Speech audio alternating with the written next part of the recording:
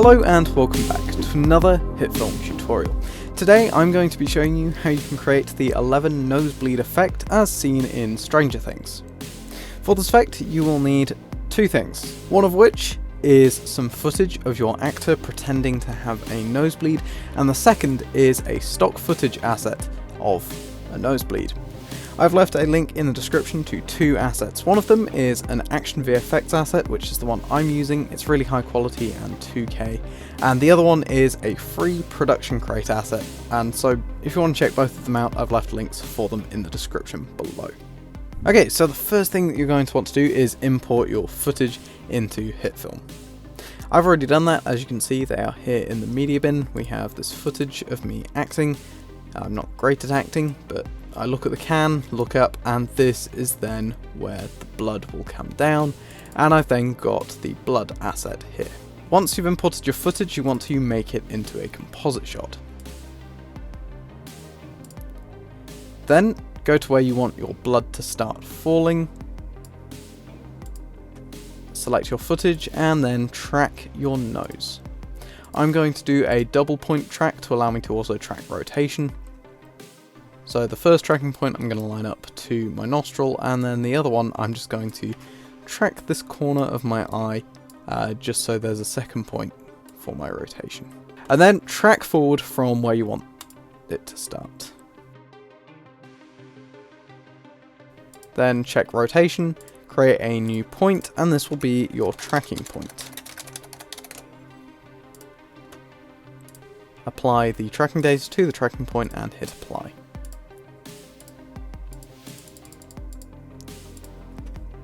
And add the nosebleed stock footage. Scale down and position the nosebleed to somewhere that better fits your frame and the size of your nostrils.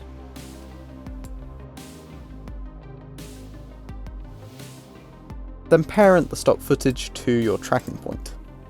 Then in order to hide the top part of the asset, you want to create a new plane layer, set it to black or any color for that matter, and then just give it a name. I'm going to call it plane, and we're going to use this to create a matte. So parent this to your tracking point, right click, select reset, centering the plane around your tracking point, then hide that and the nosebleed. With the plane selected, draw around your nostril where the blood comes out. Then you want to parent the nose mat to your tracking point, and then right click and select reset. This will then center the nose mat to your nose again. As we don't need to see this anymore, you can click the eye icon or drag it to the bottom of the layers stack. Then to make this mat do something, go over to your nosebleed stock footage, go up to effect and search for set matte. Drag and drop the set matte onto your stock footage. Select the source layer to be your nose mat that you created, and select the blend mode to subtract. Then if you go through the footage, you will see that where there is the matte, you can't see the top half of the asset. Now it's time to better blend the nosebleed into the scene. Because this is a 2K asset and I'm putting it onto HD footage, I'm going to apply a blur to the nosebleed asset, just to knock it out of focus a tiny bit. Something around 6 worked well for me, so yeah, and you want to then put this below the set matte effect.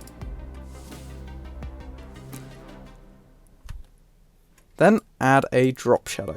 This will help add some interaction between the fake blood and your footage.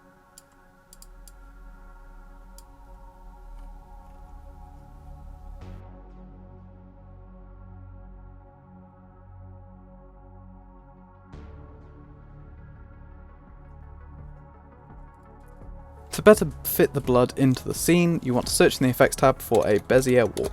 This will allow you to kind of drag these points that you'll see if you go back to the cursor.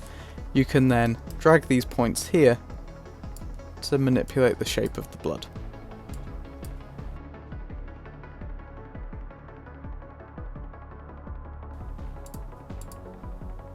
Another important step is a slight bit of color correction. To do this, I'm going to add a curves effect and drag and drop this on top of all of these effects, and remove a bit of the shadow and also a bit of the highlight from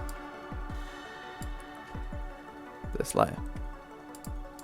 Then, because the footage that I'm blending it into has quite a bit of noise, I'm going to add some noise to the stock footage asset. And just play around with that until you get something that looks right. To add a slightly bigger shadow, duplicate the blood asset, then delete the curves, drop shadow, leaving you with the blur, bezier, warp, set matte, and noise. Before all of these effects, place a fill color and set it to be a dark red. Move this duplicate version underneath the other copy, as this is a shadow. Increase the blur size by just a bit, and decrease the opacity. Select the shadow copy of the nosebleed and just move it to the side. Then play around with the fill color and the opacity to get something that looks a bit more realistic. And that is the effect completed. I hope you enjoyed this tutorial, and if you did, then please leave a like and subscribe. If you have any questions or tutorial suggestions or requests, then please leave them down in the comments. I hope you enjoyed. Goodbye.